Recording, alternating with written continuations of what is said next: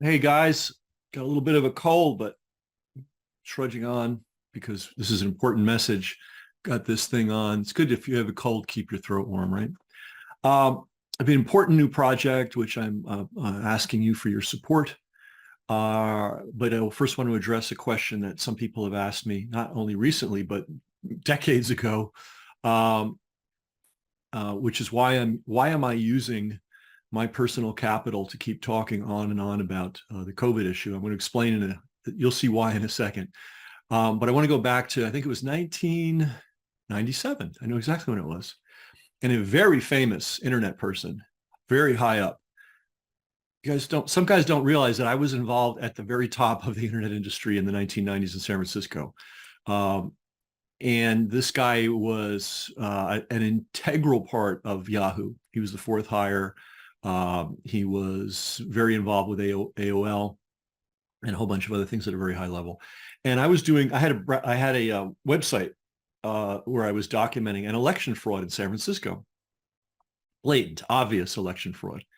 And we see now, I was predicting in 1997 that San Francisco would become a digital banana republic. And I think anybody that's followed the news sees just the absolute collapse of that city. And for those of you that keep track, Gavin Newsom, uh, uh, Kamala, whatever, however you say it, Harris, um, Dianne Feinstein, and the other one, I can't remember her name right now, but they all came out of the same political sewer, and they are representative of what was going on in San Francisco back in the 1990s. And I wrote at length, in fact, believe it or not, it was the first blog ever devoted to a news story in the history of the internet. There's a news organization that claims they did it, but they did it a year later. I was the first. Anyway, a friend of mine, and it was a fraud. It was an absolute fraud, and we prevailed. We saved the citizens and taxpayers of San Francisco $500 million that was going to be given to a private enterprise that didn't deserve it. And so we prevailed, you know. But I had a friend of mine that's high up in the internet world, and we were friends. We were buddies. We'd have dinner together. I'd go out with his family, you know. We were you know, visit his home, you know. And he looked at me one day and goes, "Why do you care?" Like he didn't understand, like, why would you spend any time doing all this stuff? Right. And I was kind of shocked by what he had to say. And I get business is business and the business of America is business and all that. And I agree with that. You know, I'm a free enterprise guy. I'm an entrepreneur. Um, but you know, we would not have a country if there hadn't been people that had been willing to spend some time fighting the British. And that was their fight back then, right? And it wasn't just a little time. Um, when they signed, the guys that signed the Declaration of Independence, had we not won, they would have been hanged. And a lot of them lost a lot. They lost their fortunes, they lost their money. You know, it was not a risk-free, blood-free game for them. And absolutely, they knew that when they signed this document, they were basically putting a noose around their neck if they didn't win. So that's my answer to people that go, "Why do you care?" And that's my answer to my friend from back in the 90s in San Francisco. I mean, I get not caring. I get that. I mean, you know, if I had a bunch of kids and had to put them through college and um, you know, I probably would be quiet, you know, because, you know, but I don't. I'm not in that situation. I'm an older guy. I got a ton of money. I do whatever I like. I say whatever I want. Um, so I don't begrudge anybody that was silent during this. You know, sometimes you just have to keep your head down. I didn't, and I wasn't going to. So I want to tell you about my latest project, and I'm asking you to really support it big time. If you knew all this COVID stuff was wrong and you sat on the sidelines, I get it. If you knew all this stuff was wrong and you made a lot of money from it, yeah, I know who you are. I've talked to you, and I don't blame you. Um, this is your chance to join the battle in a pretty safe way. You may or may not remember, but very, very early in the COVID thing, there were videos on YouTube of veteran nurses, serious, hardcore nurses with 10 years or more of hardcore experience under their belt. Some of them had worked in war zones. Some of them had worked in field hospitals. One of them was an air ambulance expert. I mean, these are the best of the best of the best of nurses. And these nurses were coming out day one saying everything they're doing in the hospitals seems to be designed to kill people. Now, this is not a nice thing to contemplate. But I got to say this, guys, if your knowledge of the world comes from television and what you were taught in school, you're in deep trouble, you know. Now, as an entrepreneur, you know that you had to get your good information from people like me and some other people. You know, no, Harvard Business School doesn't invite me to come and teach. You know, that's fine. I don't care. You knew that when you wanted to know how to actually operate a business minus the bullshit, you had to come to somebody like me. And that's the beautiful thing, by the way, about us and those of us that are in the direct response business. We bring products and information to the marketplace that otherwise are locked out. So I've always thought we were heroes, and I still think that. But anyway, guys, if you're buying the party line that everything's well, and you can trust your doctors and you can trust the hospitals, and you know, I love the saying from Reagan. Not necessarily a fan of his, but I like his saying, which is trust but verify. You know, there's only a few things that really matter to the quality of our life. One of them is our family. The other is money. The other is our health. I mean, that's pretty much it. Like, there's not a whole lot more that we're working for. So this book that I produced addresses the health issue and your family issue. You need to be smart. If you or one of your family members finds themselves diagnosed with something or is in the grips of a hospital system or a medical system. You can fight me on that. You can dispute me on that. That's fine. I don't take it personally. But I guarantee if we had a room of 100 people and I asked people in the room, how many of you have been abused, injured, or seen family members or friends abused, injured, or killed by the medical system, I guarantee a lot of hands are going to go up. And I know there's some doctors that don't like me, you unsubscribed. What can I tell you, guys? You got to live with your consciences. Anyway, the heroes of the COVID catastrophe were a handful, and it was a handful, but a significant handful of nurses who said no. They saw the protocols that were being used. They saw what was being done to the COVID patients, and they said no, and they fought back. They saved a lot of lives. We don't have a lot of doctors, by the way, that we can put in their category. A lot of doctors were happy to get the paycheck and just go full steam ahead. The nurses, some of them, not all of them, but an important percentage of them stood up and spoke up and saved people's lives by the thousands.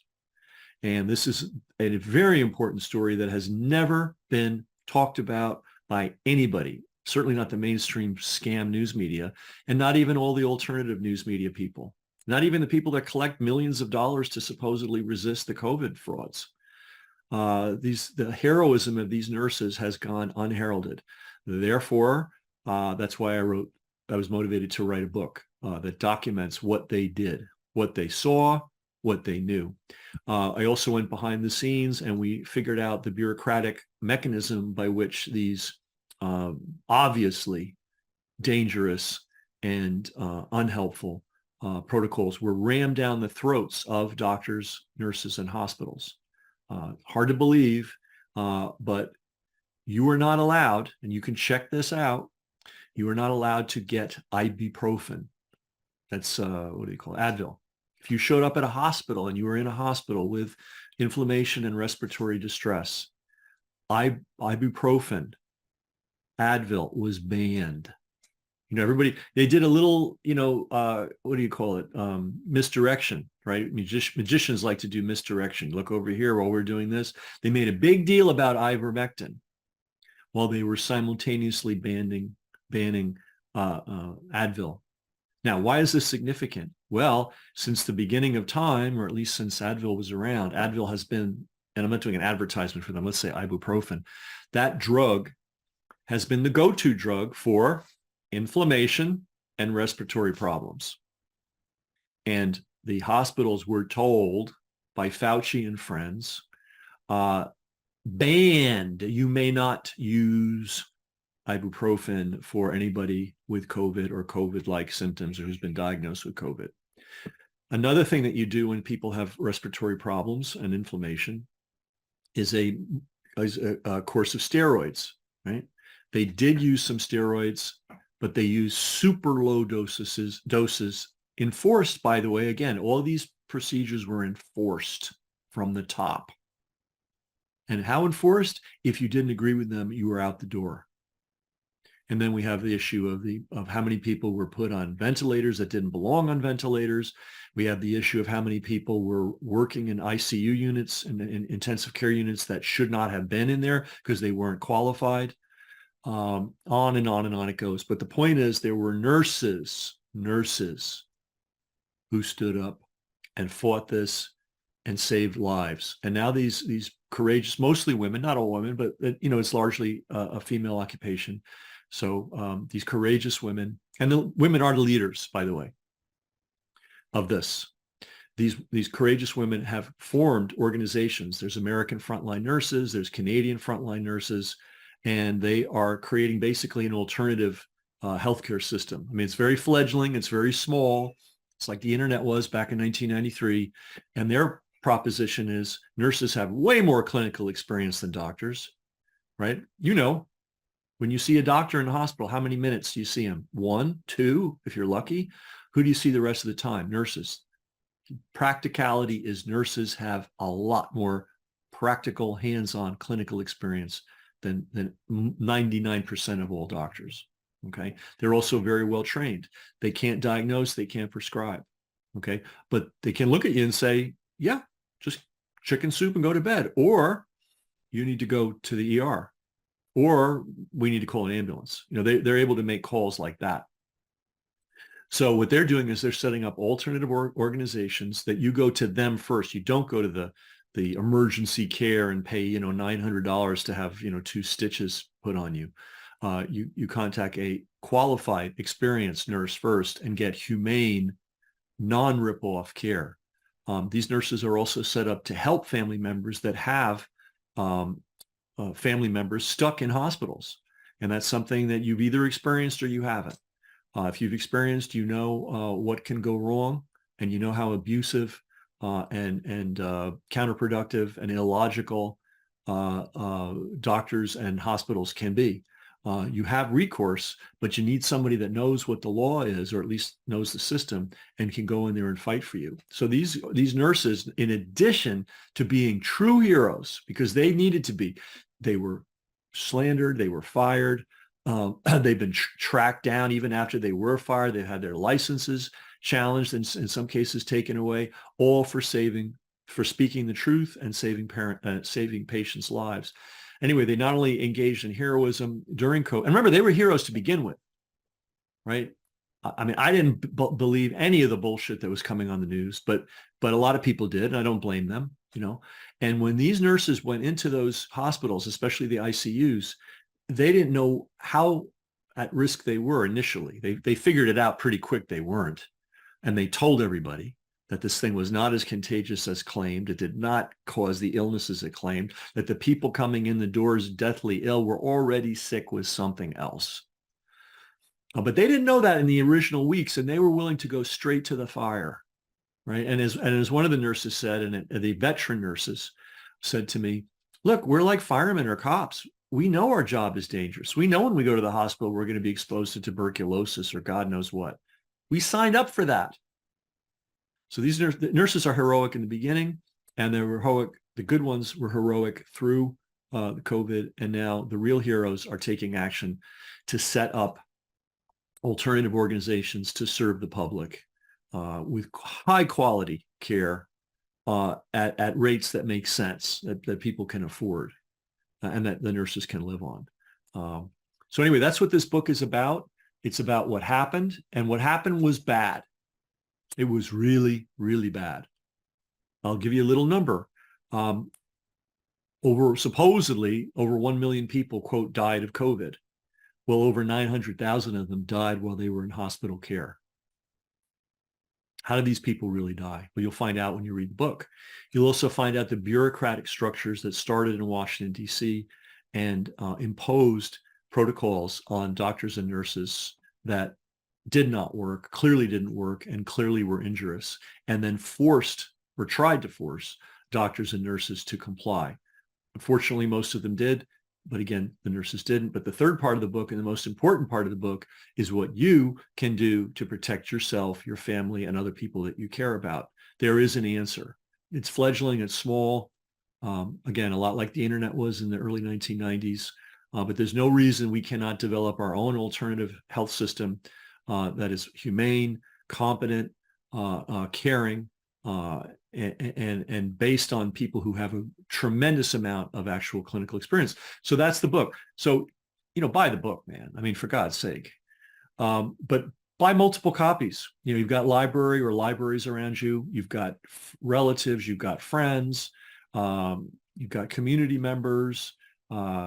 There's all kinds of people that need this book, not just for the stories that it tells, but for the resources that it talks about and how to work with them and how to use them. Because if you're counting on your doctor or your hospital to look out and watch your back 100% of the time, you are, I don't know, you're like a TV watcher. You'd be like somebody trying to start a business based on what they've seen on TV. That's about how well it's going to go. It would be nice if this weren't the truth, but in business and in life, you got to look at how things really are. If they're ugly, you got to call it, and then you got to do something about it. And I've done ridiculous amounts of commentary on this since day one. And I really didn't know what to do about it. But now, having met these nurses, seeing what they're doing, having heard their stories, seeing how they're helping right now, this is not some future program that somebody's going to put together at the cost of many millions of dollars. This is wonderful human beings that rolled up their sleeves when times were tough and helped out in the darkest hour. And now, even though they've been slandered and attacked, sometimes threatened, it's in the book, physically threatened. You'll see what these nurses went through for speaking up. Despite that, they're still at it. They're creating alternative organizations. They're helping people. I know a few people that are multimillionaires because you started with nothing before you came to me. I'd like to see, it's in the book. I'd like to see some big checks sent to these organizations. They merit it. They deserve it. And you need it. That's the thing about this. This is not charity. If you think you're bulletproof and you're no one, neither you nor anyone you care about is ever going to find themselves vulnerable to this system, you got another thing coming. So that's what this book is about. It will inform you, will educate you, it will horrify you. I've had more than one person who's read it compare it to the Gulag Archipelago. That's the account of the Soviet prison system, where they just threw everybody and their uncle into jail who didn't kiss Stalin's ass. And that's what people are comparing this book to. So it ain't a pretty book, but you're going to learn about some wonderful, heroic human beings. And you're going to see how you can deal with the circumstances that are described in this book if you ever find yourself in them. So guys, buy this thing. Most of you are able to buy more than one. Some of you are able to buy cases of them. I don't necessarily, that's maybe not necessary, but the cases part. But once you get the book and you read these stories and you see what organizations are now in existence, I hope everybody writes some big checks. Really, honestly, truly. I don't know of anything more. I mean, there's your family, there's your wealth, there's your health. If there's anything else that matters, I don't know what it is. All right. So we're talking about family and health here. This is an important book. By the way, this is not a Me Too book. This book doesn't exist anywhere. No one has put all this together anywhere else in any format. Not a podcast, not a webinar, certainly not an article, not a book. This is it.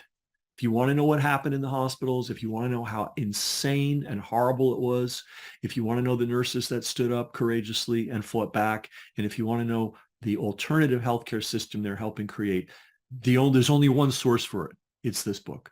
So do the right thing. Do the right thing. Okay. Thanks a lot, guys. Bye.